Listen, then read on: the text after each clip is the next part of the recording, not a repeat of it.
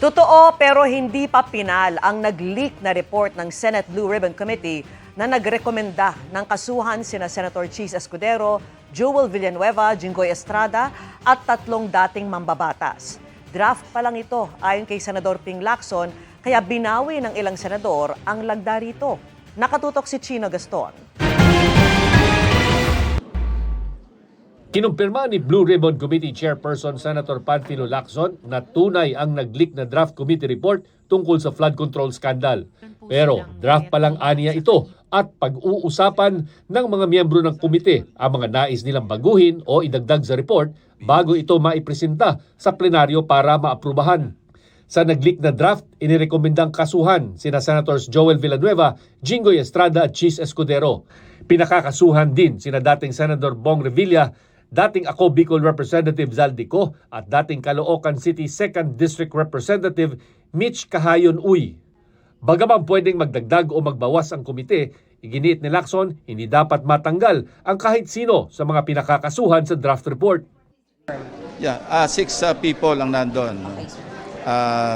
Ex-Congressman Zaldico, of course, Senator Bong Revilla, tapos Senator Chis, lahat ng nag-PPI ngayon, yun ang kasama doon. We're recommending them to undergo preliminary investigation. Below that baseline, hindi ako papayag kasi nga it doesn't make sense na hindi ko i-recommend yung nangyayari na. For further investigation naman ang inirekomenda laban kay dating House Speaker Martin Romualdez sa draft report.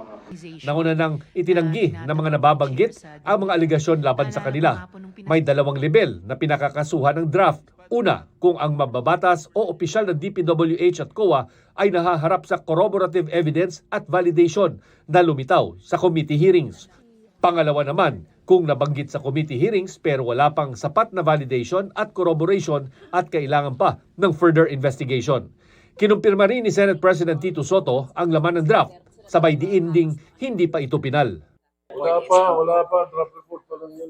I think kung kay Joel at saka kay Jinggoy, accurate yun na nandun talaga sa listahan. Si Chis, ata sa 2nd level nakalagay. Pero ibang mga level ang pinakamaganda, hintayin nyo yung Blue Ribbon Report. Dahil ma-explica ng chairman at saka ng mga members. Kailan po ba?